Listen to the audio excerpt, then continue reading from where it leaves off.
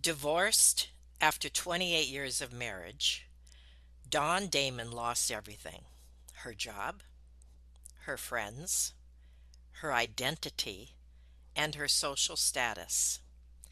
It was painful. She felt helpless, but not hopeless.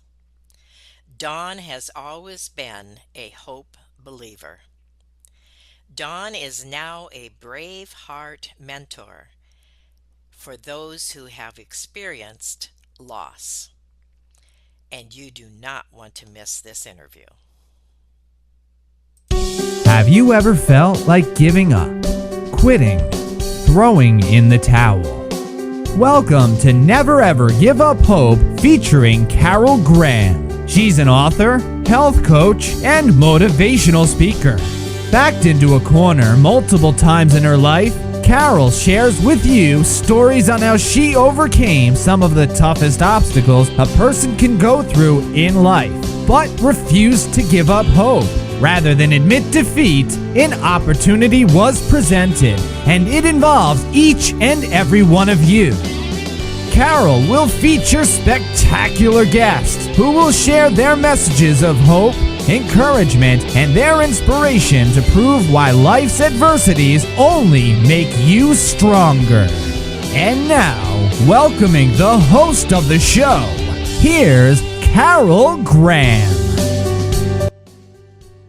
Has been an influencer, pastor, global communicator, podcaster, coach, and best-selling author for over 20 years. Living with Grit Glitter. Oh, I can't wait to hear about that. That sounds like an awesome book. Dawn is the founder and CEO of The Bravehearted Woman, a transformational coaching and personal growth development enterprise designed to awaken and cultivate the vision of women dreamers, calling them up to braven up and live their best lives. Wow. Welcome, Dawn.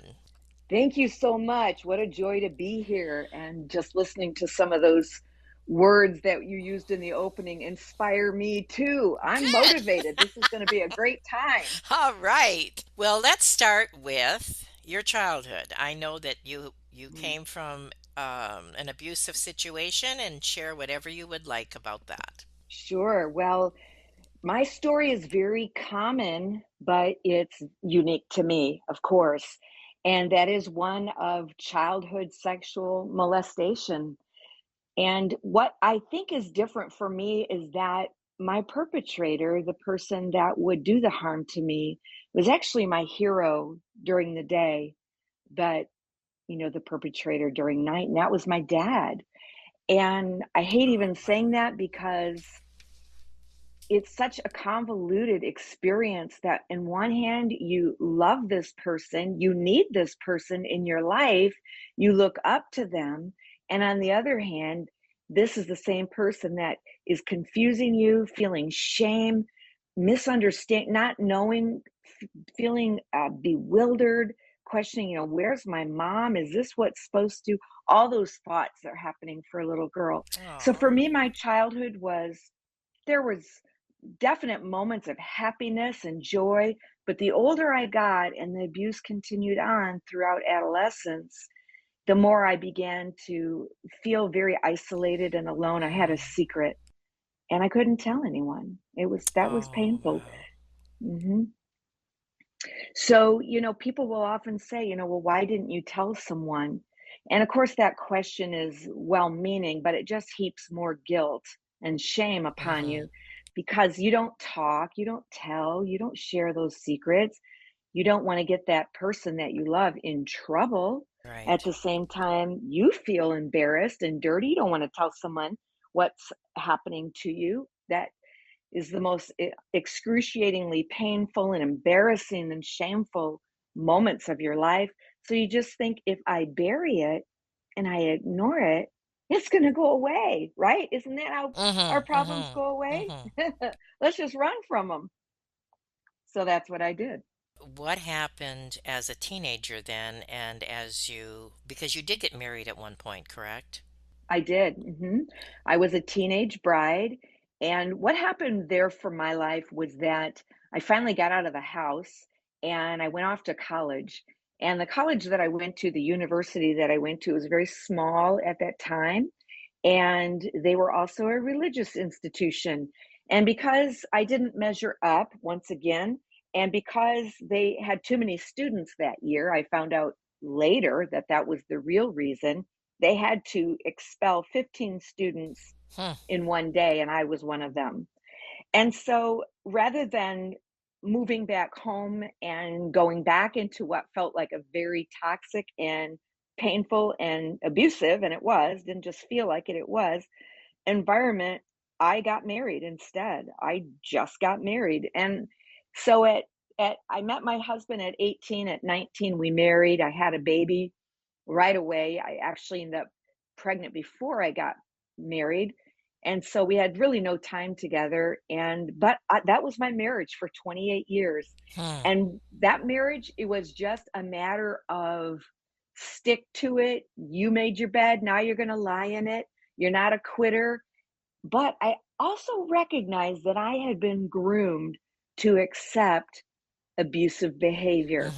Of I had course. already been set up, just to take it, lay there, take it, whatever life brings to you, just buck up, girl. As they say, suck it up, buttercup, and make your way. And that's how I lived for many years. And then what happened?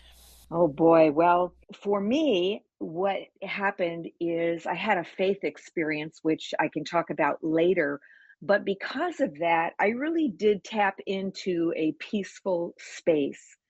I learned to be very content and happy. I had beautiful children. I did love my husband, but I will acknowledge that it was a very toxic relationship Mm. in that and I don't blame him initially. I blame him secondarily. But, he was a young guy, I was young, and neither one of us really understood what the aftermath of childhood abuse would bring. He didn't understand that he couldn't touch me in the middle of the night. I didn't understand that I was being triggered and that I would wake up thinking, I don't know where I am right now. All I know is abuse is happening. And I finally, Hmm. you know what? I finally found my no. The problem was I found it about 10 years too late and I was married.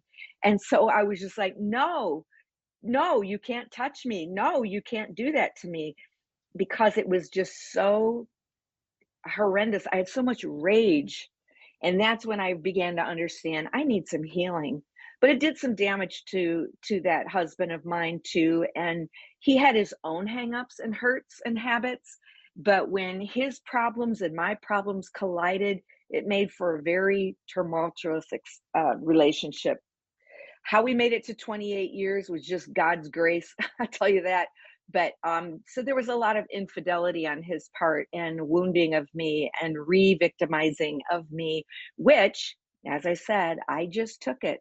Just swallow it, take it, and keep on going. It was painful. I would cry. It was hurtful. But also, remember, I got kicked out of school. So I developed a mindset that said, I'm not worthy of an education. Now, I wouldn't have told you that's what I Mm-hmm. was thinking. It was all unconscious. But I would say, this is what I do. I don't have any skills. Maybe I could clean a house or maybe I could. But Carol, the reality is that beneath all of that layers of pain and abuse and hurt was very, if I can say this, just a very creative, artistic, talented girl. And I Mm. finally tapped into that. But until then, I couldn't get divorced. I couldn't leave. I had 3 children and I had no skills. So I felt trapped. And so, again, like I said, I found that peaceful place where I could just live to be content. Don't have dreams, that's too painful. But just take it a day at a time and be thankful for healthy children and for food on your table. And that's kind of where I lived for many years. I really like what you said when you said you found your no. And that Yeah. probably was a pivot point for you. Well, I'm sure it hmm was. Yeah. Now, going forward, what happened then when you did divorce? And was it a surprise or was it a mutual agreement? And what happened? Yes, it was a surprise and it was very brutal. I should have seen it coming, but we had such a strong commitment that we would never divorce, that our faith would say, we will stay together through thick and thin. We will grow, we will learn, we will evolve, but we won't use the D word. And we never did. But I was watching as this husband of mine was devolving. He was becoming less. He was having financial disaster after financial disaster. His guilt from infidelity was eating him alive. He didn't like who he had become while I was growing and maturing and finding healing, because I knew I was a hot mess, but he wouldn't admit that. His pride kept him from acknowledging that he needed help. And so he wanted to be this businessman, but the reality was he didn't have those skills. He was an amazing craftsman, an amazing worker, the guy that should do the work, but not the guy that should run the business. And because he didn't want to be in his lane, he lost, well, hundreds of thousands of dollars. So at one point, he left to go get some work. And that was, he was going to take a few months and go down to New Orleans, where they were rebuilding the hurricane after the Hurricane Katrina. And there was so much work there. And he was just going to work morning, noon, and night. He was going to earn that high wage. He was going to get himself out of debt, and then he was going to come back. While he was down there, he was, calling, and we were talking, and we were even thinking about, me moving down there for a season of time. And all of a sudden, the phone calls got less and less and less until eventually they actually stopped altogether. And I was so curious and so Mm. scared and like, what is going on? And so I said, you got to come home. This isn't working. You got to come home. Well, he never did come home, and so I decided to take a one-way flight there and surprise him so that we could drive home together, and everybody listening knows the end of that story. No kidding. Yeah, the surprise was on me. He was living with someone, and he told me it was over, and he shut the door on me, and I just was flabbergasted, and I didn't see him again for 2 years. I came back home. I got divorced. I didn't even want a divorce at first. I just filed legal separation.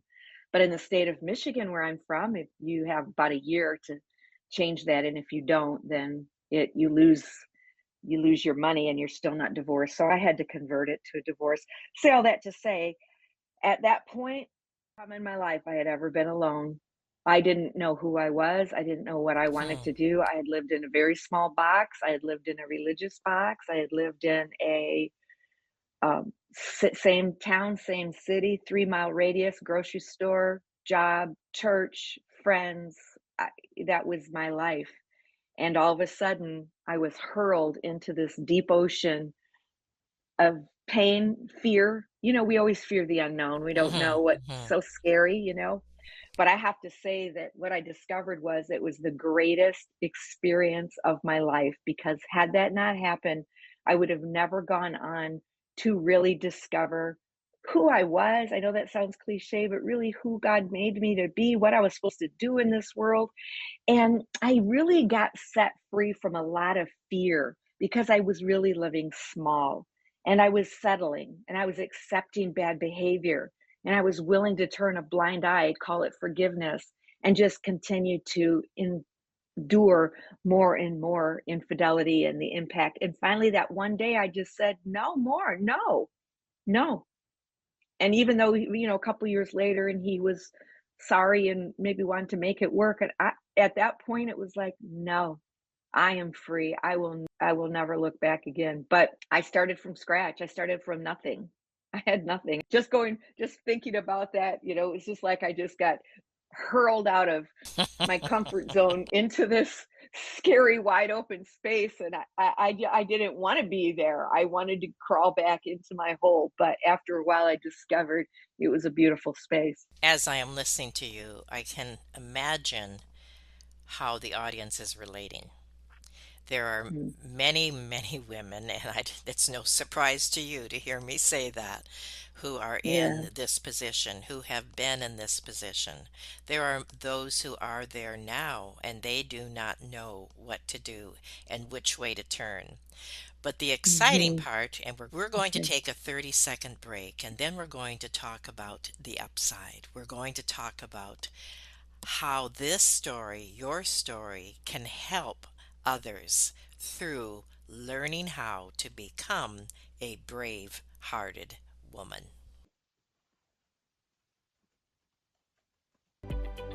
Carol Graham would like to show you the path from misery to miraculous triumph in her fast-paced memoir, Battered Hope. She relates her determination to succeed as someone who experienced one horrendous nightmare after another.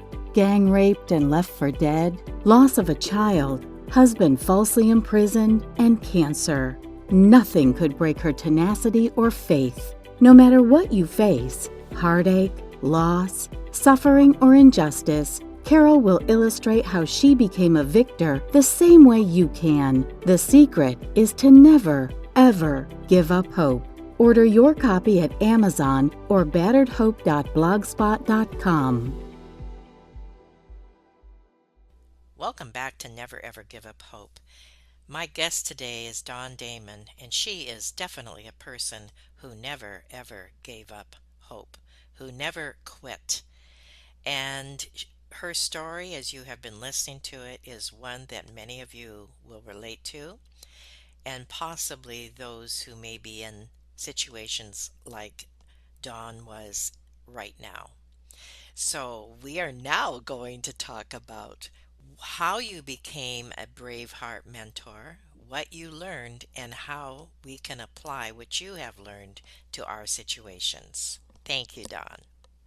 I love your tagline or the name of your show here. Never give up hope. Never, ever, ever give up hope. And that really is the secret for me. You know, the shadow side of not quitting was that sometimes you hang on too long. Mm, Sometimes you endure and you allow this abuse to happen. And so that was not the good part. I would just say, if anyone's listening, there is such a thing as a necessary end. That's not giving up. That's just finishing well and saying, I've done my best. I'm done. Right? But not quitting on life.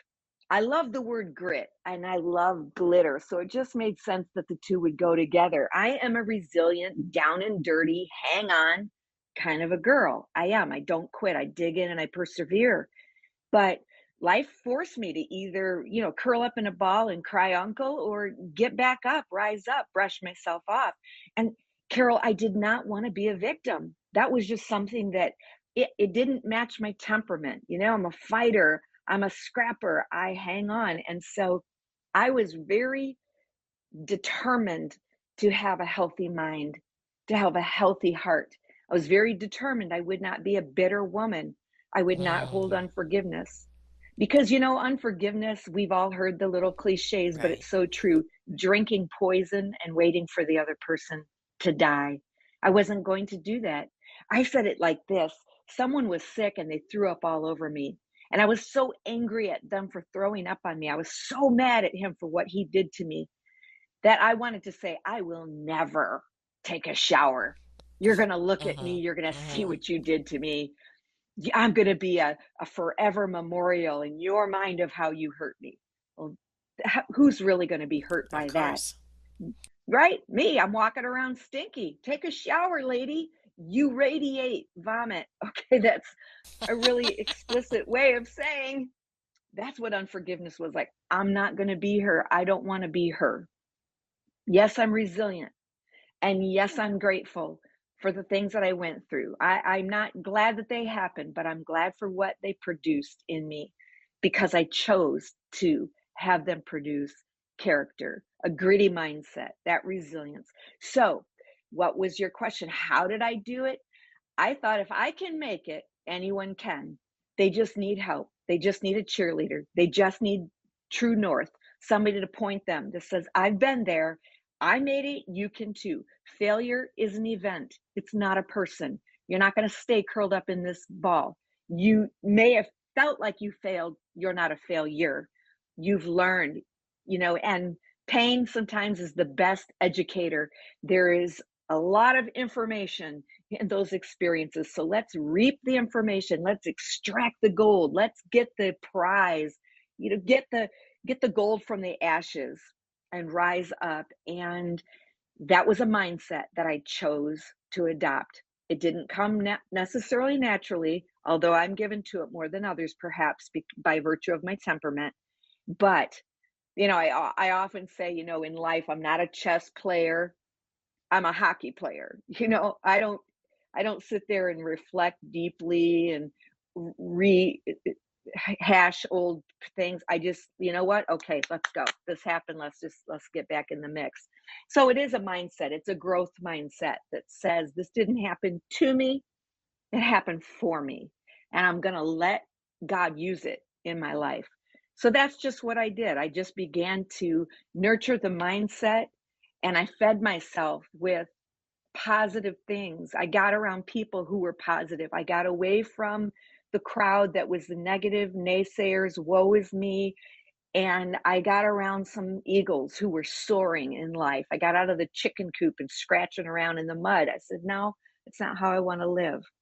And so that's just, to me, how we all have to get to that enough moment in life where we just go, enough.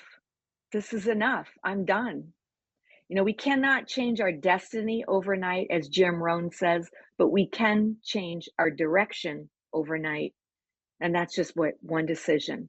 I want to live an abundant life. I don't want to be a victim anymore. And that's the place I got to. So the first step is to make the decision. Hmm. Make it maybe even the awareness that you need to make a decision, that Okay. there's more to life.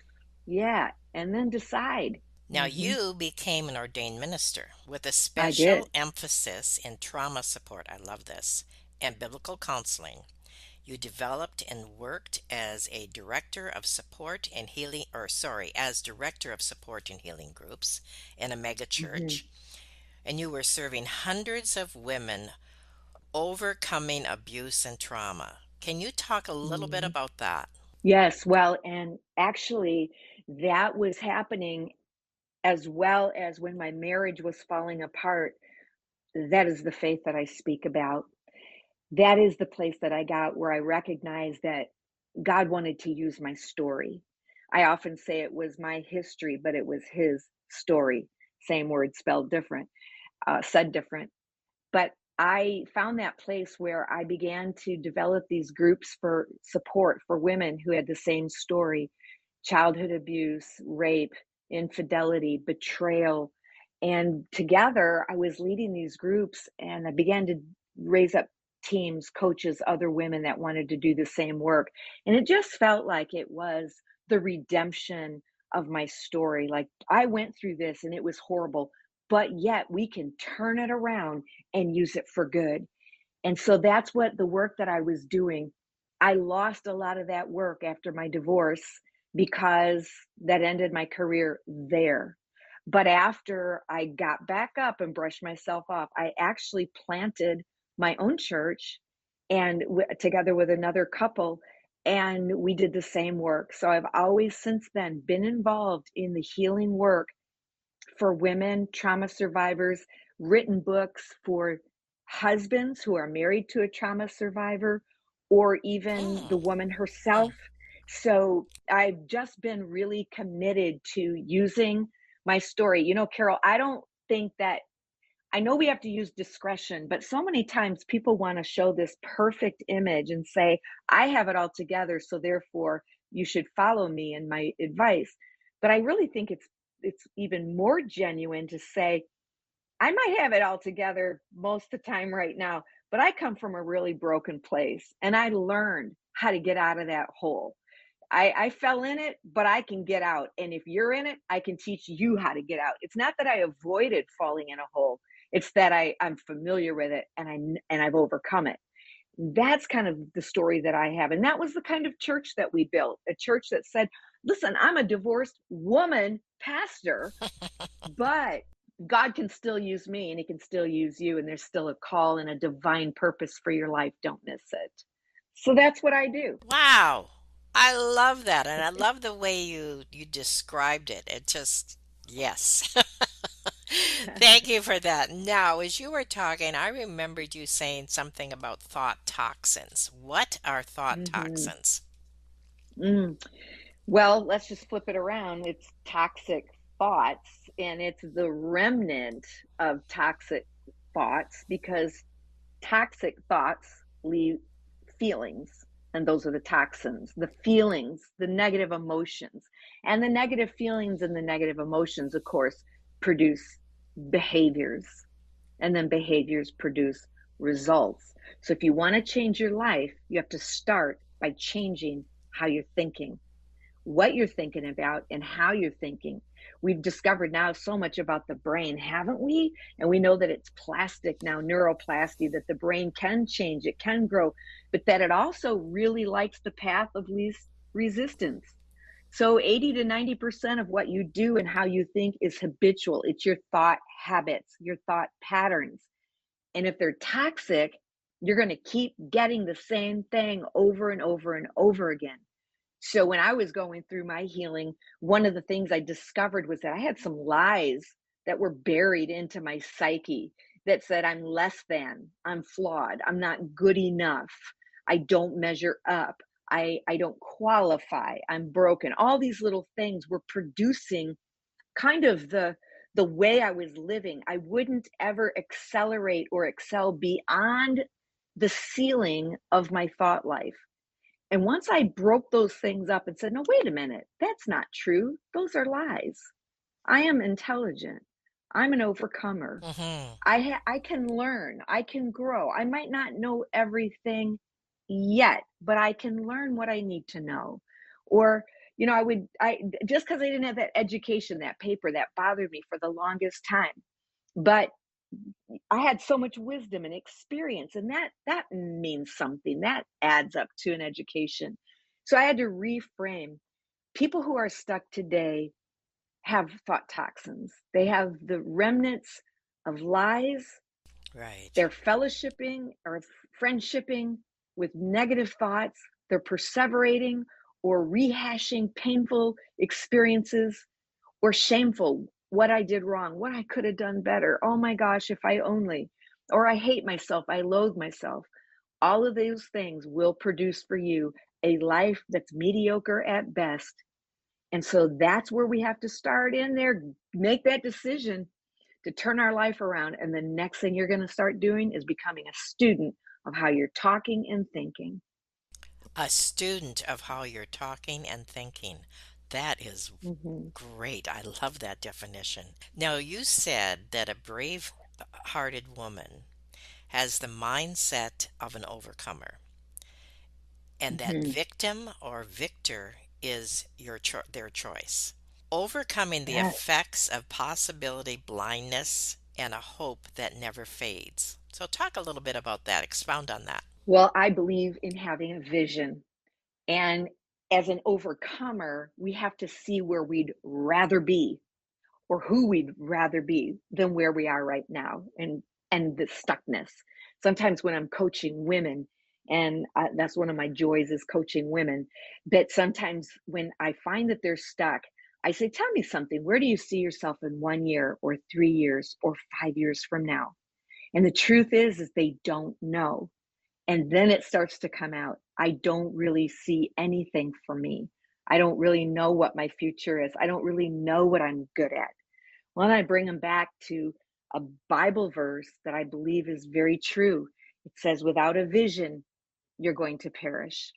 In other words, without a vision of where you'd rather go, a preferred future, why you are on this earth, what are you meant to do? If you don't know that or see that or have that, you're going to just fade to black, so to speak, just become irrelevant, invisible. You're going to, what's to live for, or what's to wake up in the morning for, what's to be disciplined for? It doesn't matter what you accomplish or what you do if you have no vision.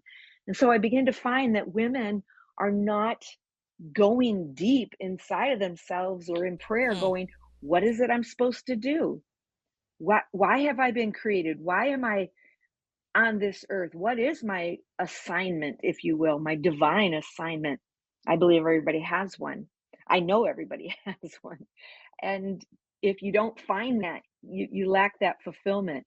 And so once we begin to articulate, an overcomer is someone who can recognize that the mountain that they might be facing in their life has no right to stay there. They will overcome it. They'll either go through it, they'll go around it, or they'll speak to it and it will move. But that mountain that's looming in front of them, only there to help them become strong.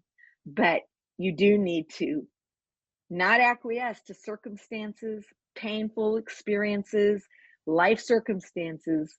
Someone once said, well, under the circumstances. And I said, hey, what are you doing under the circumstances? We're above the, we're supposed to be above the circumstances. And so I love watching people, the light goes on and they get a vision. And when they get a vision, the vision imposes on them a discipline. It's so powerful and so compelling that it begins to change their life. What kind of person is the person that has what you're dreaming about? What kind of woman does the things that you're dreaming about doing? Is it the woman who sleeps until noon and has no drive and her body's out of shape and she's a victim and she's holding unforgiveness? And they say, no, it's not her. And I go, well, what kind of woman is it? Mm-hmm. And they'll begin to tell me, and I'll say, she's within you. She's in you. It's time for you to tap that woman.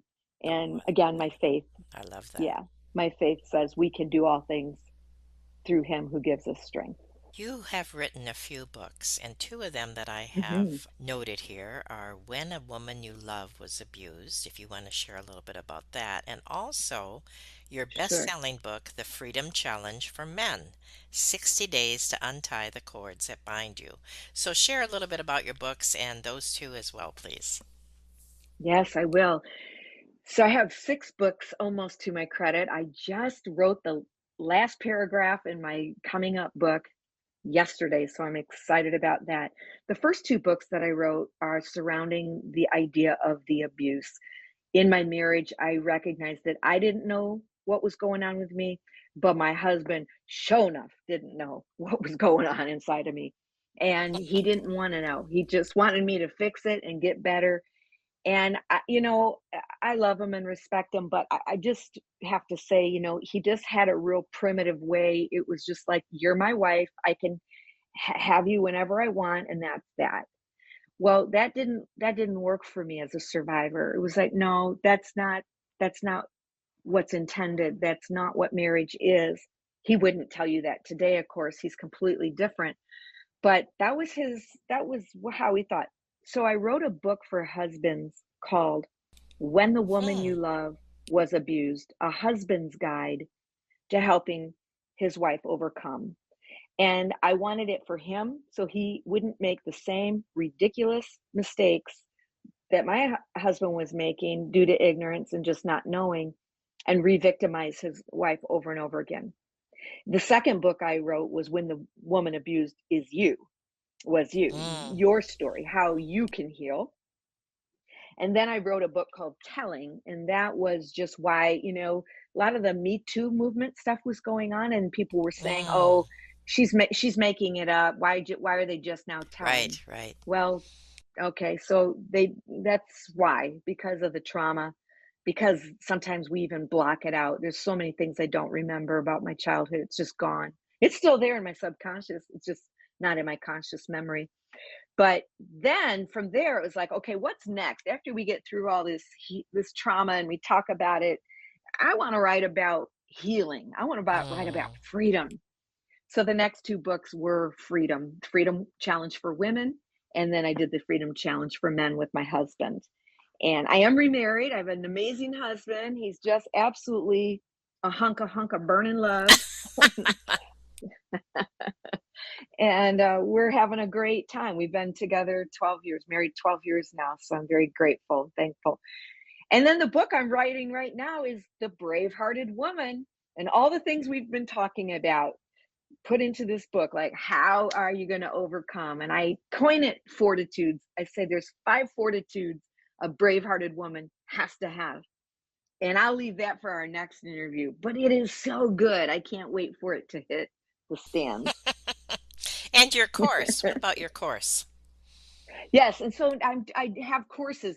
The Braveheart University is just opening up. We're so excited, but I also have those courses that'll be a part of that university. We've been doing just one at a time, and now we've combined them all together, and we have a year-long course, but you can take it just 12 weeks at a time, but bringing you all the way from finding a vision, Mm. articulating a vision, finding who you truly are, getting set free from the layers and the masks, and really living authentic. And so the course teaches you how to goal set, how to go after goals. Again, the habits that successful women have to have, anybody, and the how to have a powerful morning routine, what to involve in your morning routine, how to have health in your mind and your body. So all the things, and we just take you systematically through it. And it's just been really powerful, and we're having a great time doing it. Love watching the testimonies of women that are coming from faint-hearted to brave-hearted, Wow. and it's just spectacular. Yeah. Faint-hearted to brave-hearted. That's awesome. Well, Hmm. we are out of Yeah. time, and this, as you said, we probably need to continue after your next book comes out and talk about that some more. But in the meantime, all the links, your links and your books will be on the page, the show notes, and I encourage people to connect with you, to contact you, to look at your books and your course. Thank you. Thank you for being on Never Ever Give Up Hope. Is there anything that you Um, would like to say in summary? Thank you so much for having me on. And for anybody who's listening, if anyone does feel hopeless, let it be said today. Hear it with your body, soul, and spirit. There is hope, and God has greatness in store for you. Never give up. Thank you. Thank you for listening to Never Ever Give Up Hope, featuring Carol Graham. Did you know that most people succeed because they are determined to? Quitting was never an option. Carol loves your comments and will respond to each one. So please subscribe and review this podcast. A rating of 5 stars would be outstanding and appreciated. Remember, if you are still here, there is always hope.